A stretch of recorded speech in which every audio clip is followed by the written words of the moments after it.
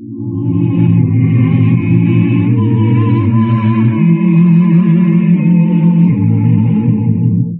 el libro del Apocalipsis capítulo 1, versículo 18, leemos que Jesús tiene ahora las llaves del infierno y de la muerte.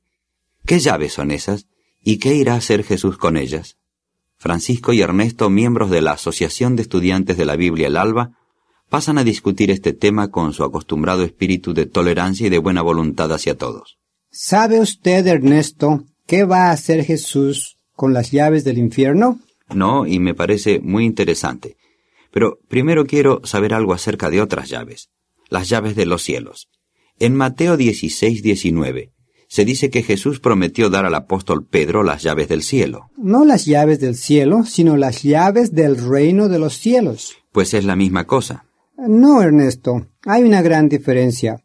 El cielo es un lugar, y la expresión reino de los cielos describe el reino o gobierno que el Dios del cielo ha prometido establecer aquí en la tierra. Sí, y ya entiendo que es muy diferente. Pero, Francisco, ¿cómo podría el apóstol Pedro poseer las llaves de ese reino o gobierno? En la Biblia, llaves se usa como símbolo del derecho o autoridad de abrir o cerrar. Jesús dijo: «Ay de vosotros, escribas y fariseos, hipócritas, porque cerráis el reino de los cielos delante de los hombres».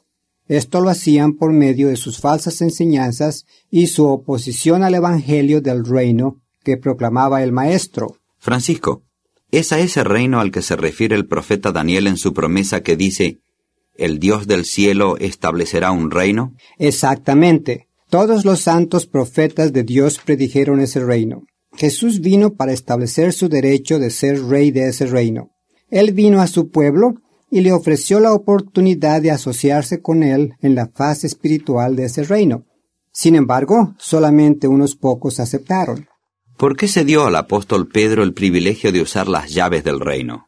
Las Escrituras revelan que de entre toda la humanidad se escogería un número de personas para ser asociadas con Jesús en la tarea de ese reino. Puesto que solamente unos pocos de los judíos respondieron a la invitación personal de Jesús, desde entonces Dios ha estado llamando y escogiendo a los que faltan para completar el número predestinado. Esa obra empezó al tiempo del Pentecostés, cuando el Evangelio del Reino fue presentado a los judíos. En esa ocasión, el apóstol Pedro fue el principal orador.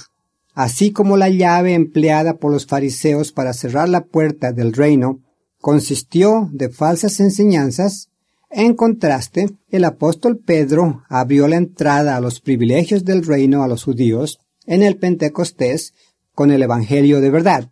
Pero Francisco, cuando Jesús hizo la promesa al apóstol Pedro, él empleó la palabra llaves en plural. Eso quiere decir que hay más de una llave, ¿no es así? Así, 3 años y medio después del Pentecostés, el apóstol Pedro usó la segunda llave cuando se le ordenó ir a la casa de Cornelio, el primer gentil convertido, a darle a saber el Evangelio.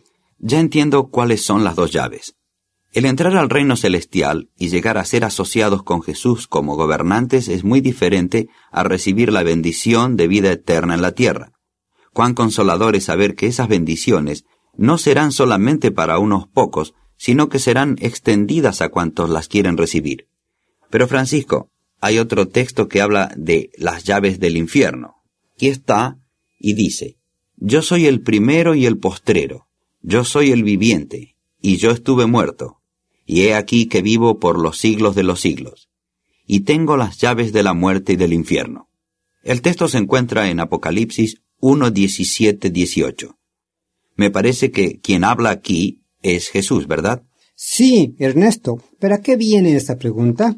Pensaba en la idea tradicional de que Satanás es quien posee las llaves del infierno, pero veo que el texto que acabo de leer no sostiene esa teoría.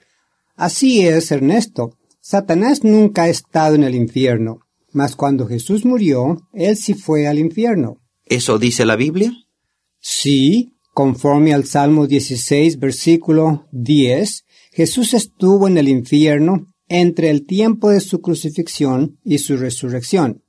El versículo 10 dice: «Porque no dejarás mi alma en el sepulcro». Francisco, aquí no dice infierno.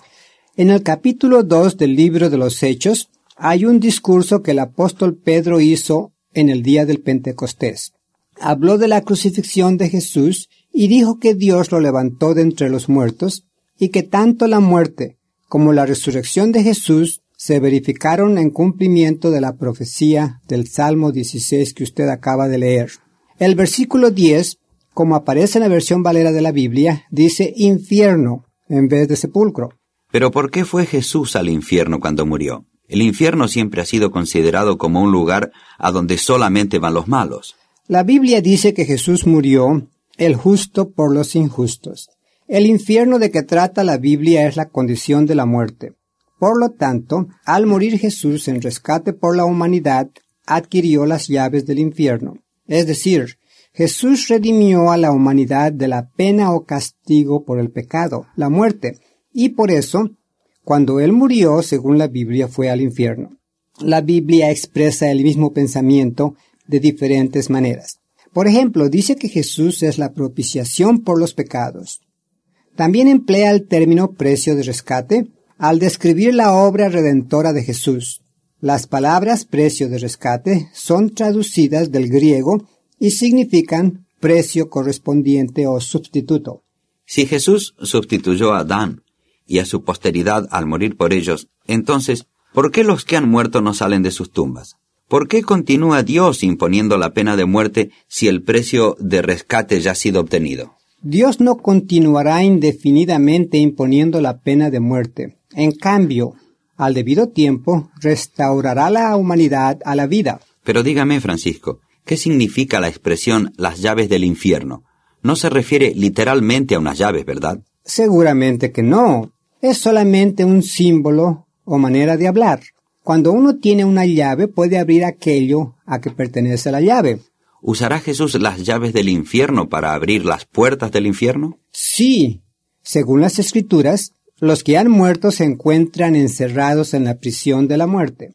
Jesús, por virtud de su muerte y resurrección, ahora tiene autoridad divina para abrogar la pena de muerte y poner en libertad a los prisioneros. Entonces, según eso, los que van al infierno no tendrán que permanecer allí eternamente. La idea de que los que van al infierno tienen que permanecer allí eternamente no se enseña en la Biblia. Lo cierto es que el infierno entregará a los muertos que están en él. ¿Dice la Biblia que el infierno devolverá a los muertos? Afortunadamente dice eso. En el capítulo 20 del Apocalipsis, versículo 13, la Biblia dice: «Y el mar dio los muertos que estaban en él, y la muerte y el infierno dieron los muertos que estaban en ellos». Francisco, todo eso está tan claro que no es posible decirlo mejor. ¿Cómo es que algunos imaginaron que el infierno continuaría reteniendo a los que a él van? Los que están en el infierno se hallan muertos y no vivos, como erróneamente se ha supuesto. La promesa de que el infierno devolverá a los muertos es simplemente otra garantía de la resurrección de los muertos. Ciertamente que esa es una preciosa esperanza. Sin embargo, ¿acaso no es cierto que la Biblia describe al infierno como un lago de fuego y azufre? No, no es verdad. En el capítulo 20 del Apocalipsis, dice la versión Valera, el infierno y la muerte fueron lanzados en el lago de fuego. Esta es la muerte segunda. Esto prueba que el infierno no es el lago de fuego y azufre. ¿Podría el infierno ser lanzado dentro de sí mismo? Seguramente que no. Pero dígame, Francisco, ¿qué significa eso? Es simplemente la manera en que Dios nos da a entender que Él intenta destruir al infierno. En la profecía de Oseas, Dios hizo la promesa de que destruiría el infierno, o Sheol, según el Antiguo Testamento.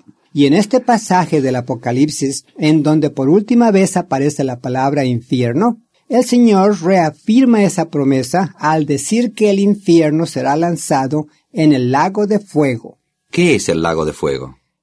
En este texto la misma Biblia dice que es la muerte segunda, o sea, la destrucción. Como usted sabe, el fuego y el azufre combinados son destructivos. Este símbolo de destrucción nos asegura que la muerte no surgirá de nuevo para afligir a la raza humana. ¿Dice la Biblia que no habrá más muerte? Sí, lo dice muy claramente en el capítulo 21 del Apocalipsis. Al ser destruidos la muerte y el infierno, ciertamente que no habrá más muerte. Es verdad.